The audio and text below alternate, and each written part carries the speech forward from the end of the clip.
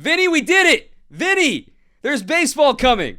CBA reaction up next. Locked On Brewers. You are Locked On Brewers, your daily Milwaukee Brewers podcast. Part of the Locked On Podcast Network, your team every day. Yes, we are excited. Baseball is coming back. This is Locked On Brewers. Thanks for making us your first listen of the day. I'm Dominic Cotroneo, Bally Sports Wisconsin statistician. He's Vinny Rottino, former Milwaukee Brewer turned broadcaster. This is your one-stop shop for everything Locked On Brewers. We are no longer locked out, Vinny. Baseball is coming back. They have agreed to the collective bargaining agreements. We are ready for spring training in a week. How are you feeling? I'm feeling good. If whoever's listening to this on the podcast, my arms are up in the air. I'm fist pumping. But anyway, I just want to let you guys in on that, just because I'm super excited for the season to start. I didn't know if we were going to have a season. Now all of a sudden, April 7th is the opening day. I'm really, really excited. I'm glad they got the deal done. And not only are we having a season, we're having a full season, 162 games. We said it a couple of weeks ago.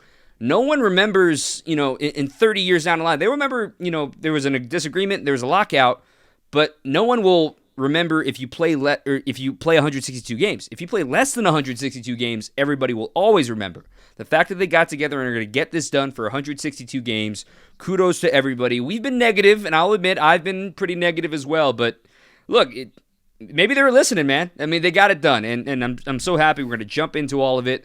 You may have noticed on the title, this is a mega episode. We're going to react here in the first half to the CBA and some of the notes from it. And also, Garrett Green, the voice of the Biloxi Shuckers, your AA squad for your Brewers, will be joining us. We are starting Future Fridays here for the rest of spring training, looking ahead to what the minor league side looks like. So we start with AA Biloxi with our good friend Garrett, and he had a lot of good things to say. But this is going to be a mega episode, so we hope you sit back, relax, and enjoy this one because, well, there's obvious reasons to be really excited about this.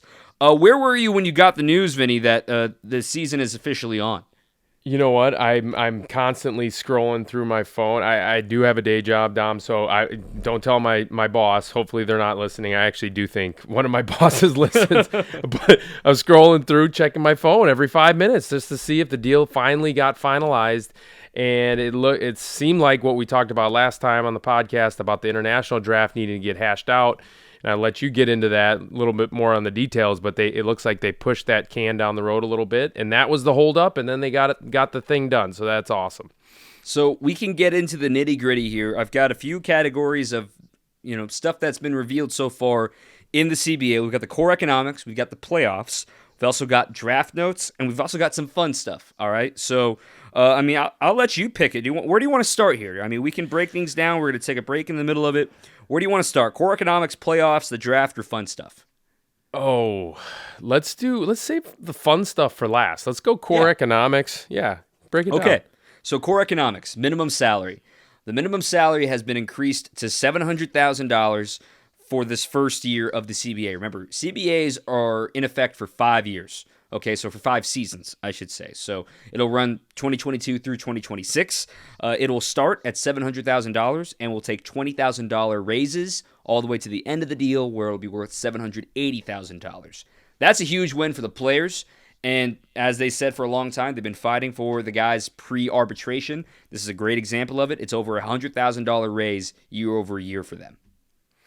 Yeah, so when I played back in 2006 in the big leagues, the league minimum, and look, it's still a lot of money. It's like $360, I think it was, and now so they doubled that, and that's a win for the players because look, some of the guys like myself who are grinding for 20 years, 15 years, whatever in the minor leagues, and then they get called up. That's a nice reward for getting some big league time to get that nice big salary, even if it is for just a half a year or a year. So that is definitely a win for the players. And on top of that, for the grinders out there like yourself, Vinny, we don't know the exact number, but AAA players and 40-man roster players will also be getting a raise. So that's another huge win for players that are technically represented by the Players Union because there are a lot of 40-man members on AAA rosters, so they figured let's elevate the entire AAA roster salary to go with the 40-man salary. So that's the reason why they did that. So that's another raise for guys that deserve it. let's talk about pre-arbitration pool. This has been a hot topic that you and I have talked about. How many players are going to be in it? How big is the pool? What are the bonuses? I think they nailed this one. It's not perfect by any means, but it's a great first step forward. So 100 players will be eligible for the pre-arbitration pool. So it's before your third year of service time, your pre-arbitration. So it's going to be $50 million to be split amongst the 100 players. And there are performance bonuses latched onto this. So, for instance, let's use Corbin Burns last year as an example. Winning the Cy Young in his last year as a pre-arbitration player. He only made $608,000 last year, but if this deal was in place, he would have made $2.5 million as a performance bonus as the Cy Young. That is a huge win. I can go through all of that, but I want your first reaction to hearing this becoming something that's concrete and something to fruition that the players imagined. You know what I like most about this is that players are incentivized to play really well now. That sounds kind of, obvious and intuitive, but, that's really cool. I mean, all these other contracts are guaranteed, and now these guys are fighting for a few extra dollars. Obviously, that's a lot of money, $2.5 million, but they're fighting over it and playing well and trying to stick in the big leagues to get some of those extra dollars. And I do like that about this new structure. That's great. So let's go through the bonus pool here. So Cy Young and MVP winners, if you're pre-arbitration eligible, your bonus is $2.5 million. In second place for either of those awards, it's $1.75. In third place, it's worth $1.5. And then for fourth and fifth, you're getting a $1 million bonus. That's just for AL, or that's for Cy Young or MVP as a pre-arbitration player. On top of that, for Rookie of the Year, if you win the Rookie of the Year, it's $750,000, and if you're in second place, you get $500,000. Now, you may be thinking, well, what about third place? Well, you're probably going to be getting a pretty big bonus as one of the top WAR players in that top 100 to get a bonus, which is why they don't pay it out to 3. And one quick note, you don't get multiple bonuses. You will get the biggest bonus. So if you win both MVP and Rookie of the Year, you're going to get the MVP bonus, not both. No, that makes sense. And I like this structure. It gives guys some incentive to play well. Obviously they're trying to play well no matter what because they are going for that bigger carrot when they hit the arbitration years and then obviously in free agency. But some of these guys, they don't make it there. So I do like the fact that these guys are going to get paid out a little bit. Fantastic. So, a quick note also, MLB first team and second team will also be a bonus for pre-arbitration players. And I mentioned WAR. If you're wondering, well, is it Baseball Reference WAR? Is it Fangraphs WAR? That will be determined by a committee at a later date. So there is a difference between the two sites in WAR, so they're going to make sure they get it right, which is also a very good call. Yeah, because correct me if I'm wrong, Dom. I think Fangraphs takes defense into account a little bit more than Baseball Reference. So yeah, right. It'll be interesting to see how that all plays out. So that's the pre-arbitration pool. Getting ready to wrap up core economics. The competitive balance tax, maybe the most contentious point of these negotiations. It has increased by $18 million to $230 million for this first year. And at the end of the deal, it'll be $244 million. So it is increasing.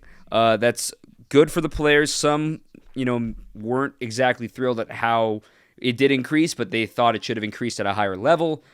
It's one step forward. They also introduced a fourth threshold. Previously, there were only 3 thresholds of going over the tax. Now there is a new fourth threshold for going over the tax this year by $60 million.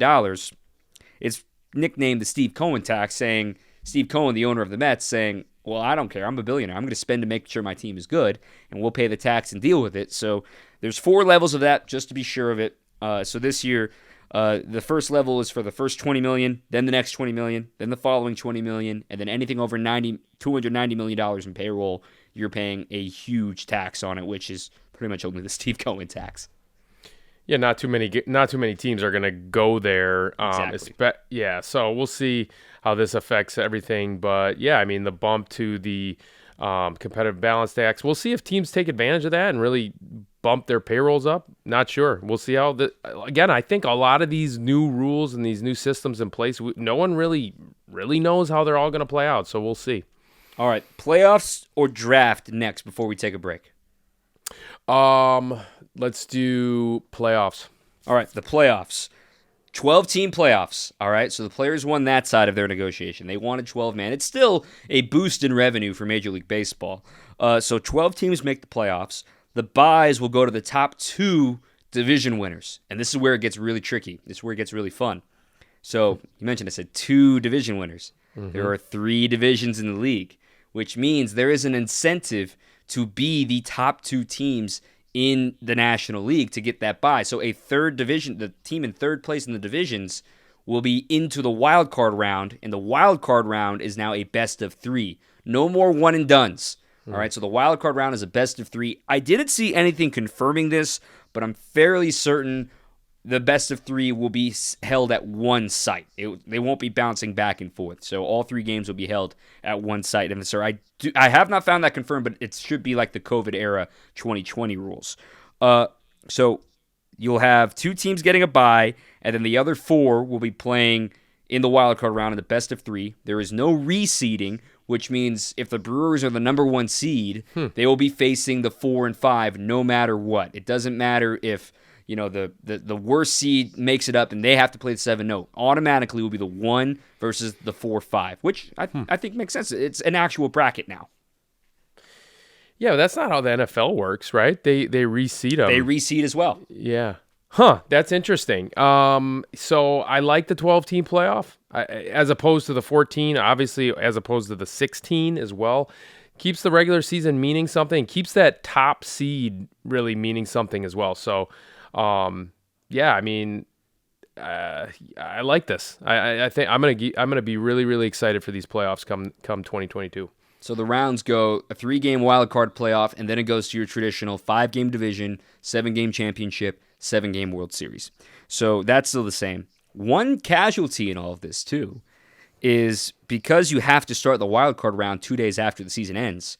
There are no more Game 163s. We will have no more tiebreaker games, which means the Brewers beating the Cubs in 2018 was the last day of tiebreaker day for Major League Baseball as it currently stands. Beating the Cubs and the Dodgers beating the Rockies on Game 163. That's the last time we'll see it for the foreseeable future.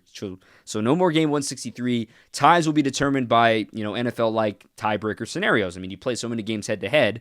Why do we play an odd number of games and not have it matter in the long run if we're going to play it down to one game? So basically, whoever wins the season series, that kind of stuff, those tiebreakers will come into play. That's a little, yeah, that makes sense, obviously. But I love games 163, but that's too bad. But at the end of the day, you can't. I mean, the playoffs are going to end up being long enough. So yeah, we'll see how this all plays out. All right, so that's your notes on the playoffs. We're going to have a few more notes here before we get to Garrett and before we get to everything else. Take a quick breather to tell you about Built Bar. Here we are in March. Keep up with those New Year's resolutions, and if you need that protein bar that's a sweet treat as well, that is also healthy for you, Built Bar is the way to go. It's covered in 100% real chocolate. They're also got these awesome puffs of protein-infused marshmallow. They're fluffy, marshmallowy, if that's a word, and they're not just a protein bar, they're a treat. The numbers speak for themselves. 130 calories, 4 grams of sugar, 4 net carbs, and 17 grams of protein. Compare that to a candy bar, which has around 240 calories and 30 grams of sugar and dozens of carbs. Look, Built Bar is a sweet treat you want in your pantry. Mint brownie, coconut almond. They figure out how to make it taste delicious and then try to make sure it's healthy, right? They make sure it tastes good, and then they're going to make it healthy. That's the way it should be, right? I don't know how they do it in their kitchens, but they do it right. Go to Built.com. You can see their entire lineup, and you can use our promo code LOCKED15, that's LOCKED15 at BUILT.com to get 15% off your order. Built.com is the place to be for all your great protein snacks. Again, LOCKED15 is the promo code at Built.com. Vinny, we got 2 more categories, and since we're saving the fun stuff for last, let's talk about the draft. This will be a quick one. The draft has been set at 6 lottery picks. Remember, the players wanted 8. The owners initially wanted 3. The reason is that it can be in a way to be used to spell tanking, saying that the worst team in the league has a chance to be the 6th pick in the draft. Now, albeit an unlikely chance, they still have a chance to be the 6th pick in the draft, so you're not getting the number 1 pick. I think this is good. We're joining the 21st century as far as draft lotteries go. Of course, the NBA and the NHL do it. The NFL does not, but it's also, I think it's fun to see that losing and tanking does not guarantee a perfect draft order. For sure. I love this idea. Also, I'm curious, it's not going to switch off in those first top picks between National and American League, is it? It's just a pure lottery, and you're just going to pick the order. It's a pure lottery, but there's also, I wasn't going to get into this too much, but small market teams have a different rule set of how many times they can be in the lottery versus large market teams. It's a little too complicated to break down for the sake of this, but there are limitations to how many times you can appear in the lottery. Yeah, I mean, it matters if you are the top. I think historically the draft has produced, the top 3 picks in the draft have produced a WAR that's like double the rest of the draft or something like that. It's something crazy. So it matters if you get those top 3 picks.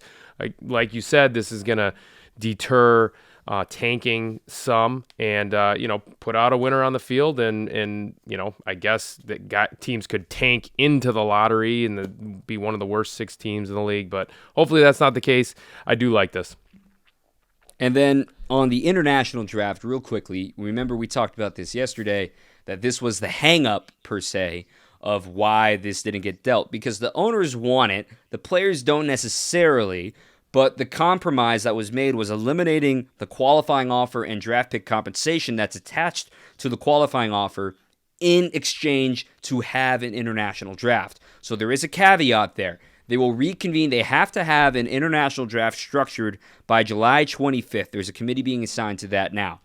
If it is not structured by July 25th, then we revert back to the qualifying offer draft pick compensation model for the 2023 season. Otherwise, there will be an international draft in the future. It's unclear which year. It will be 23 or 24, but the point is they're starting the committee to starting the process on it, and in the process, it eliminated draft pick compensation with qualifying offers.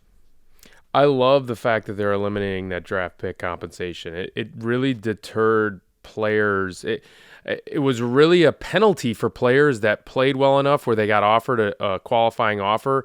Then they would enter the free agent market and teams would be reluctant. Some teams would be reluctant to throw an offer that player's way because they would lose a draft pick. So I love that.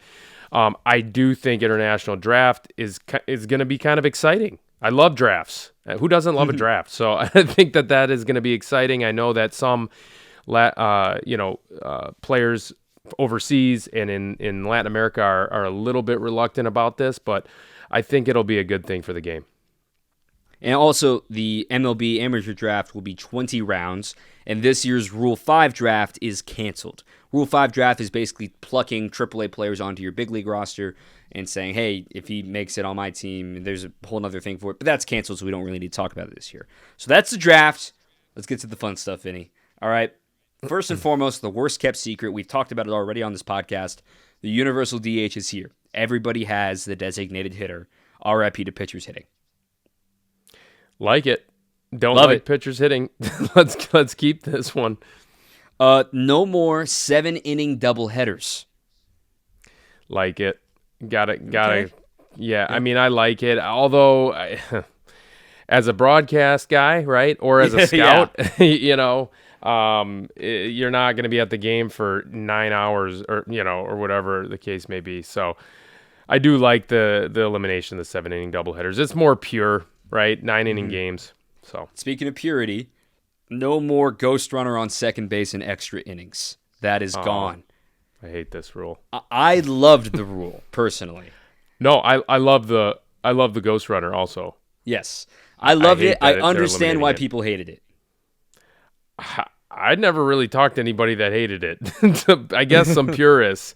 I love the fact that I don't want to see a 21-inning game I don't a 9-hour game. So, man, that's okay. Yeah. Are they gonna? Hey, there's reintroduce concessions it? everywhere, man. Yeah. I don't like this one. So yeah, that one's gone. Okay. Some stuff looking ahead as well. Shout out to us being media members. We're allowed back in the clubhouse. We're going back to the pre-COVID rules of media access in the clubhouse. So that'll bring some great content to your ears here soon. Also, something that was really interesting as far as next year's schedule popped up in this.